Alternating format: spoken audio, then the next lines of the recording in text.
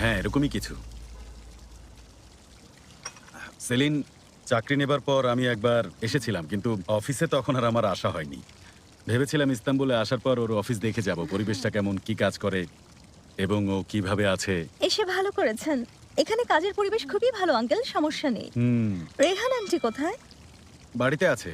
বেলা এত তোর করে ওখানে বললাম যে যাচ্ছি। চলো মানে তোমার ঘুরে হয়ে আসি, আমি কিন্তু ওখানে এলো না। যাচ্ছি, খবর জানাবো। আমারও বাড়িতে বসে বিরক্ত লাগছিল, তাই ভাবলাম ঘুরে আসি। আচ্ছা, ঠিক আছে, বুঝেছি। তোমার বাবা অফিসে এসেছেন, পরিস্থিতি নিয়ন্ত্রণে একদিন ঘুরে আছে। আসার ইচ্ছে আছে। অনেক সুন্দর সিনো, সবুজে Please, ঘেরা, তোমরা দারুণ সামলাও। আবহাওয়া। তোমরাও এসো, অনেক ভালো লাগবে।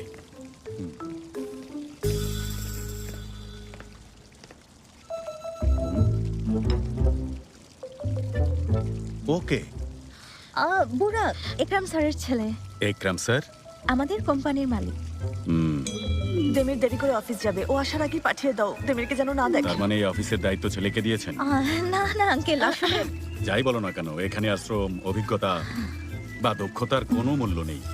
তা না হলে কেউ কি ছেলেকে অফিস চালাতে দেয় বলো? হ্যাঁ, বুরাক ওনার ছেলে।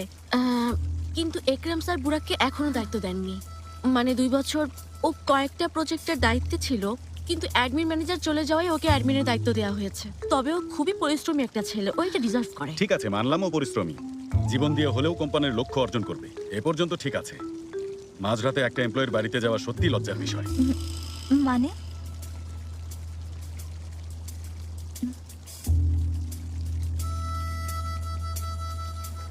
মানে সেলিন সকাল পর্যন্ত কাজ করেছে, তো এই জন্য বললাম আর কি।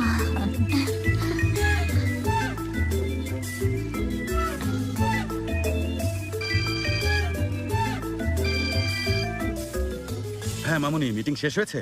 শেষ হয়েছে বাবা, কিন্তু আমি অন্য এক জায়গায় যাচ্ছি। তুমি অফিসে কেন এসেছো, কিছু হয়েছে?